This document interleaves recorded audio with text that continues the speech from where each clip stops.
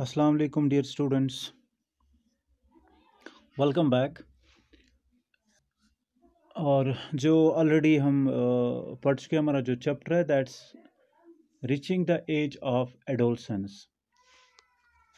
Okay, reaching the age of adolescence. और इस chapter में हमारा जो पिछला टॉपिक था दैट वाज ऑन हार्मोन्स।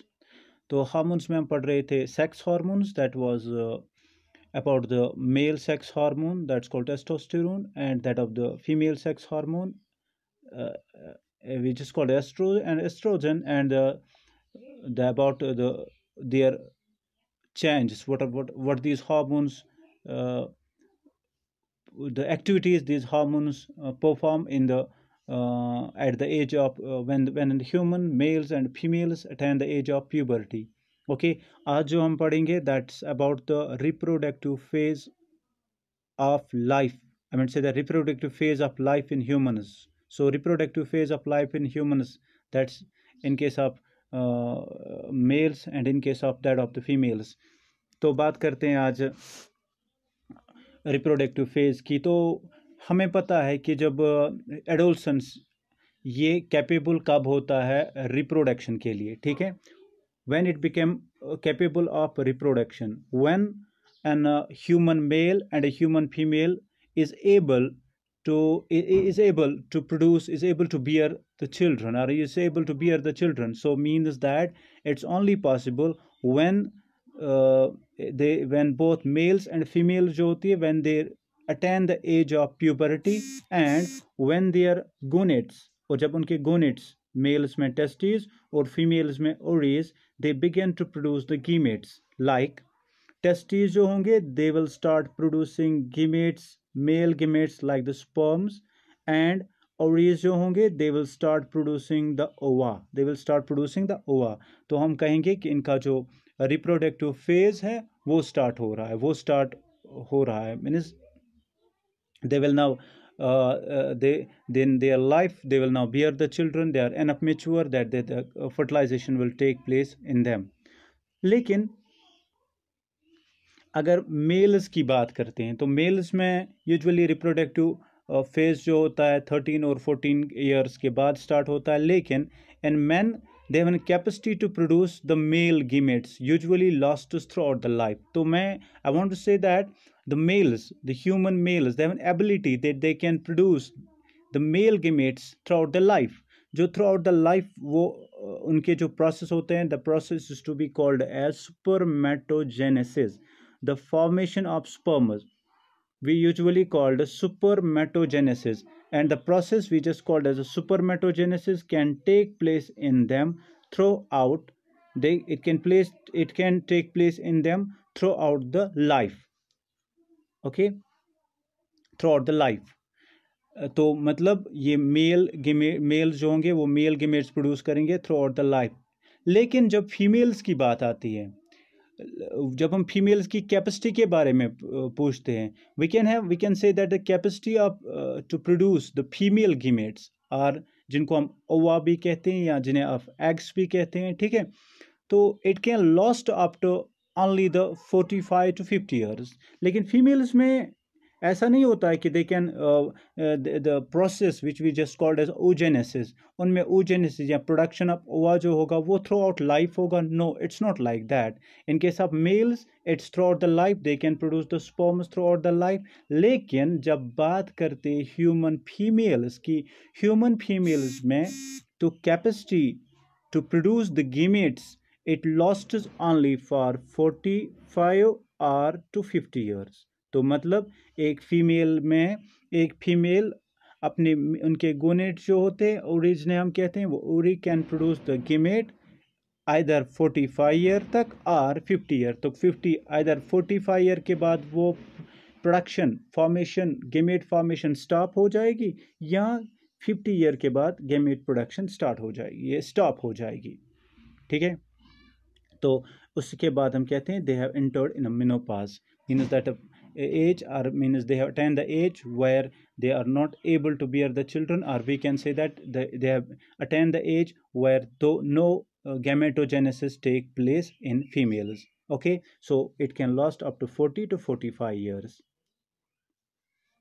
लेकिन जब बात करते हैं ह्यूमन फीमेल्स की, तो ह्यूमन फीमेल्स में ये ह्यूमन फीमेल्स में, या आप वुमेन्स भी कह सकते हो, कि इनका रिप्रोडक्टिव फेज जो होता है, life reproductive phase of life, वो बिगन हो जाता है 10 to 12 years, when they attain the age of 10 to 12 years and generally lasts at the age of 45 to 50 years। जो मैंने अभी बताया कि फीमेल जो होते हैं उनका रिप्रोडक्टिव फेज, लाइफ का रिप्रोडक्टिव फेज स्टार्ट होता है 10 to 12 years। मतलब रिप्रोडक्टिव फेज का मतलब यही कि इनके गोनेट्स जो होते हैं, दे can produce the gametes, okay, and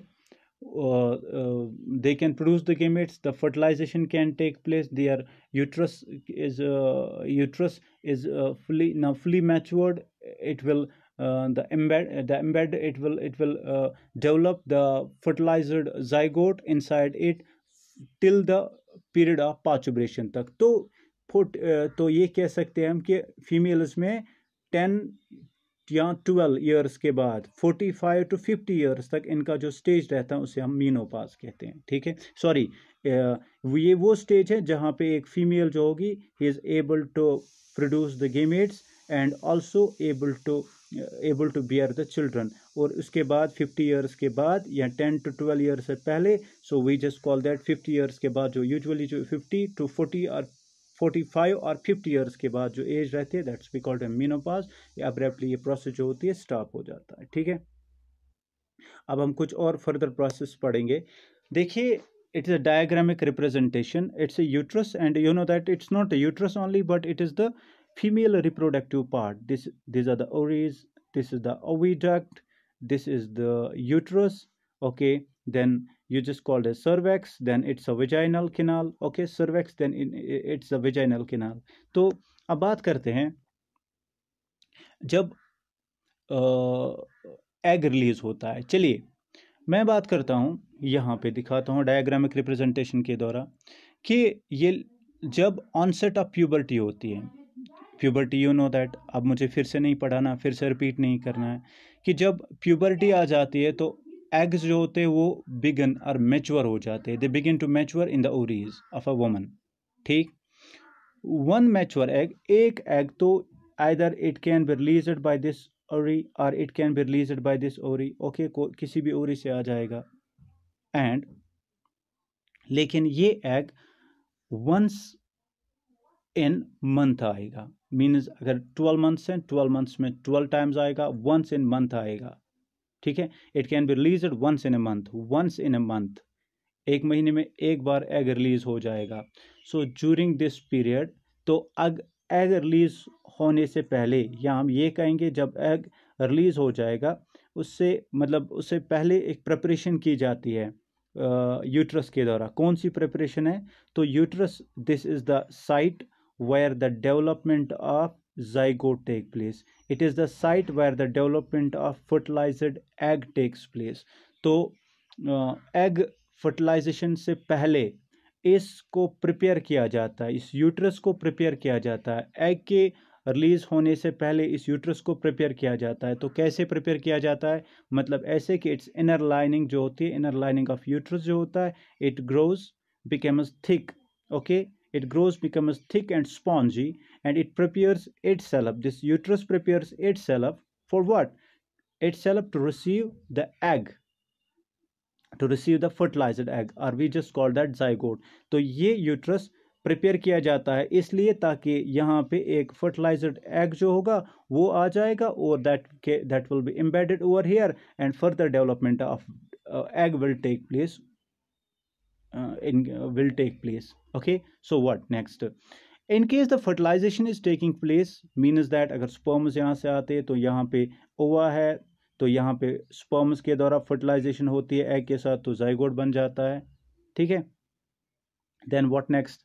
This you know that if the fertilization is taking place and sperms are travel up to the egg, this now the fertilized egg cell begins to divide, then it begins to divide to form the embryo। तो जब यहाँ पे fertilisation होती है तो fertilisation से क्या होता है कि यहाँ पे कुछ सेल स्टेज तक इसकी डेवलपमेंट होती है, कुछ सेल स्टेज तक इसकी डेवलपमेंट यहाँ पे होती है, कुछ सेल स्टेज तक डेवलपमेंट तो होती है इसकी, तो it form the embryo, then the embryo then the embryo, it gets down and is embedded in the thick uterus over here. It gets embedded in the thick uterus over here. I mean say that in the uterus lining. This result in the pregnancy with ultimately leads to the birth of the baby. Okay, तो fertilisation हुआ, zygote बना, कुछ stage के लिए embryo भी बना, then it is passed down, then it descends down and is embedded in the uterus, and it's embedded in the uterus, and it remains over there till the complete development of zygote take place. It will form the fetus, and ultimately after the period of 9 months this zygote is being released out. Okay, it's being released out, and the process is to be called as pasteurization, and that you know. Okay, that you know. So this is the process which is to be called as I mean say that this is a process when the fertilization of egg take place. जब egg fertilize हो जाएगा, जब एक मतलब egg जो होगा वो fertilize किया जाएगा sperms के द्वारा, उसके बाद उसकी embedment हो जाएगी in uterus. तो लेकिन what happens if the fertilization does not take place? क्या होगा कि अगर fertilization नहीं होगा, ये तब प्रोसेस है, ये तब हो जाएगा एग की डेवलपमेंट यूट्रस के अंदर, जाइगोट की डेवलपमेंट यूट्रस के अंदर इन ए फीट्स तब हो जाएगी जब एक एग फर्टिलाइज हो जाएगा. तो क्या होगा when the fertilization does not take place? If the fertilization does not occur due to the lack of sperms, then what is happening? The egg released by the ovary dies within a few days, and thick lining breaks down. It's no longer, I mean say that it breaks down. So this it breaks down, flows out and it flows out of the uterus. Then we just call that not only the uterine lining but only the mucus, egg and blood that comes out, which is to be called as menstrual cycle or menstrual flow. Okay, तो ये तब होता है जब egg की fertilisation नहीं होती है. लेकिन जब एग की फर्टिलाइजेशन हो तब यूजुअली डेवलपमेंट ऑफ जाइगोट होता है. लेकिन जब नहीं हो जाएगी ना एग की fertilisation, so what next is a menstrual flow then occurs. अगर फर्टिलाइजेशन नहीं होगा, due to the lack of sperms नहीं होगा, तो क्या हो जाएगा?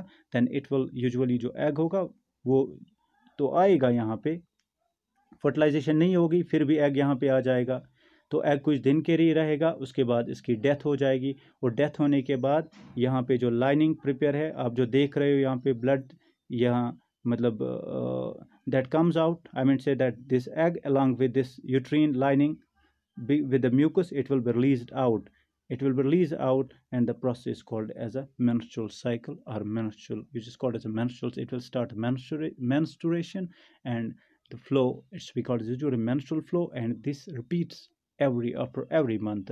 तो ये repeat हर month में हो जाता है, that's be called as a menstrual cycle. So dear students, this thing, I mean say that this is the I will discuss this in detail. I mean say that what's going to happen, what's the fate of egg when the fertilization does not take place.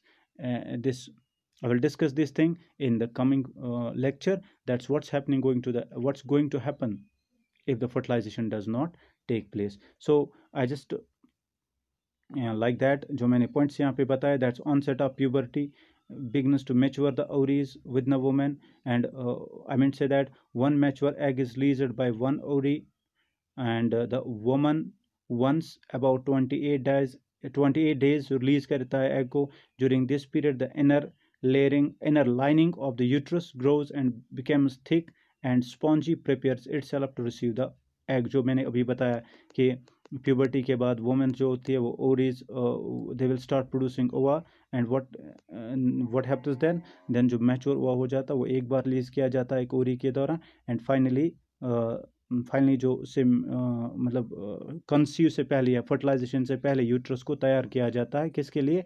ताकि इसमें से embed किया जाए इसमें से यहाँ पे आ जाए एक जाइग, यहाँ पे एक फर्टिलाइज्ड एग आ जाए तो उसकी डेवलपमेंट हो जाएगी, उसके लिए उसको यूट्रस को तैयार किया जाता है। तो डियर स्टूडेंट्स, मेरा कमिंग जो टॉपिक रहेगा दैट वो इसी रिलेटेड रहेगा, रिप्रोडक्टिव फेज़ के रिलेटेड रहेगा, लेकिन उसमें हम पढ़ेंगे कि अगर फर्टिलाइजेशन नहीं होगा एग का, सो what's going to be the fate of an egg then, what will happen to the egg? It will be released over there, it will be over there, and how many days it will be over there. So I will discuss this thing in the coming lecture. Thank you.